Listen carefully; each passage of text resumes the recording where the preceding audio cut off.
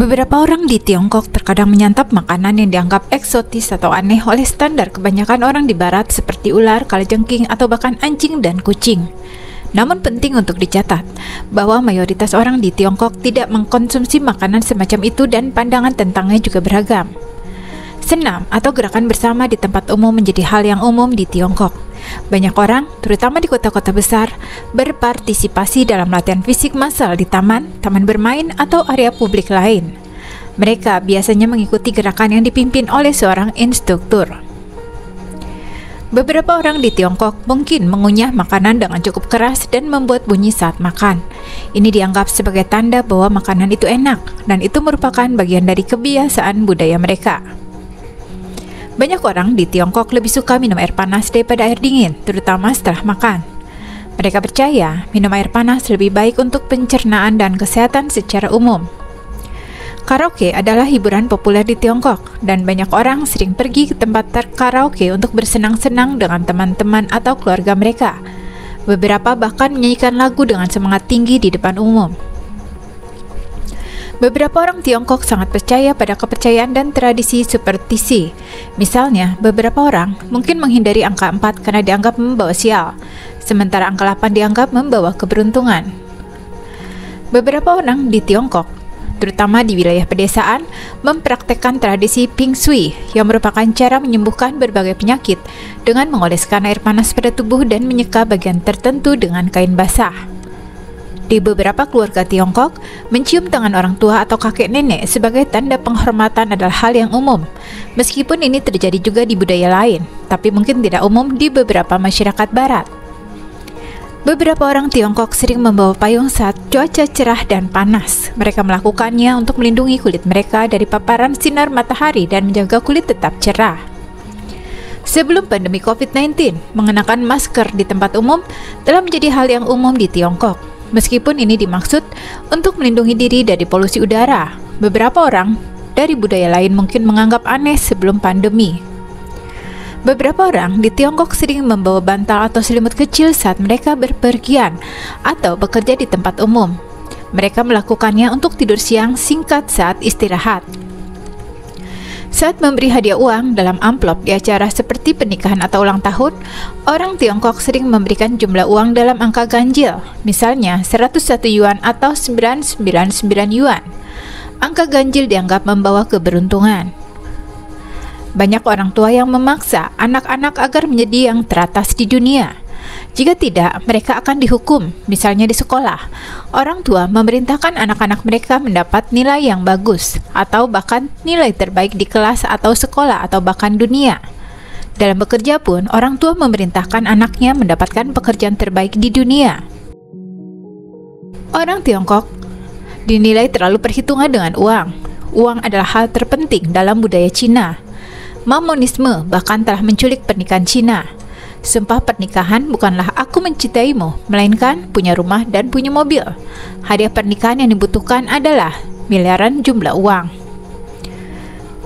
Keluarga Cina pada umumnya tidak pernah menghormati anak kecil. Orang Cina percaya anak-anak tidak tahu apa-apa, sehingga mereka harus sepenuhnya mematuhi orang tua mereka tanpa berkata tidak. Orang tua selalu menjadi otoritas mutlak. Jika anak tidak menurut, maka orang tua akan memukul si anak. Kekerasan terhadap anak-anak terjadi di mana saja sangat sering. Orang-orang percaya anak kecil pantas menerima kekerasan dari orang tua. Di pesta makan, setiap orang dipaksa minum anggur atau bir. Jika kamu menolak minum, maka persahabatan akan berakhir.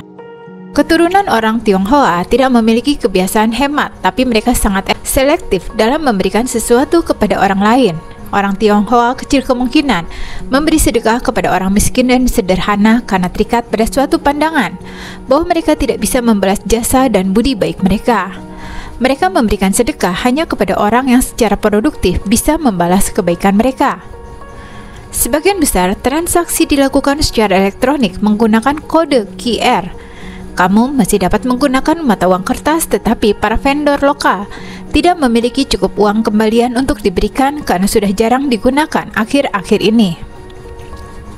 Setiap orang memiliki banyak termos yang digunakan untuk air hangat dan membuat teh. banyak orang akan mengambil termos dan memasukkan beberapa gula ke dalamnya dan sedikit lemon untuk menambah rasa pada air hangat. Anak kecil biasanya dibiarkan buang air sembarangan oleh orang tua. Celananya dilepas dan anak itu akan buang air kecil saat itu juga. Apapun yang kamu lakukan, jangan menatap atau mengeluh. Ketika ditawari rokok, kamu perlu menerima dan menghisapnya, walaupun bukan seorang perokok. Ini adalah bentuk kesopanan sosial di Cina. Ini sangat umum di seluruh Cina, tetapi di kota-kota barat seperti di Shanghai, hal ini tidak begitu lazim. Pakaian hanfu cukup populer.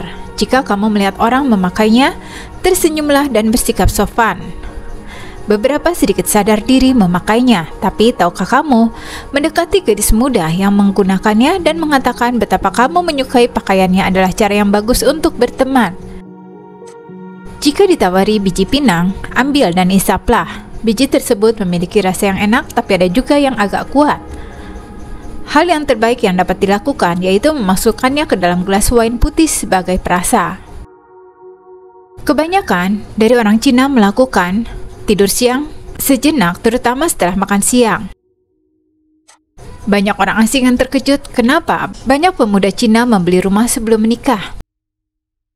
Jangan terkecoh dengan tanggal yang sudah lewat yang tertera di kemasan suatu produk, karena tanggal tersebut bukan tanggal expire, melainkan tanggal produksi saat makanan itu dibuat.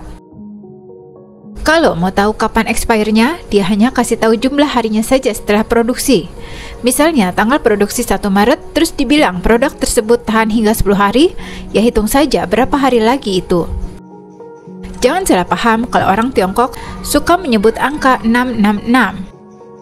Walaupun angka tersebut sangat sensitif di negara lain, tapi kalau di Tiongkok, angka 666 merupakan sebuah pujian.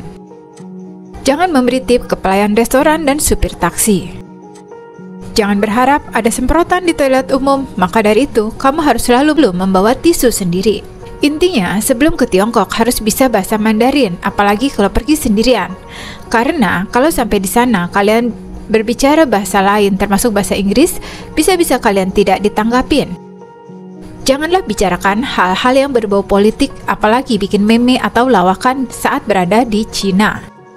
Kalau pergi ke toko souvenir, jangan asal sentuh tapi tidak beli, karena kamu bisa diteriakin sama penjual.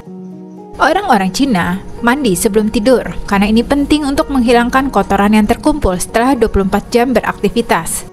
Dan salah satu hal hebat tentang Cina adalah ukurannya yang besar dan populasi yang sangat besar. Ini memberikan variasi dan keragaman pengalaman yang luar biasa. Terlebih lagi, itu terus berubah.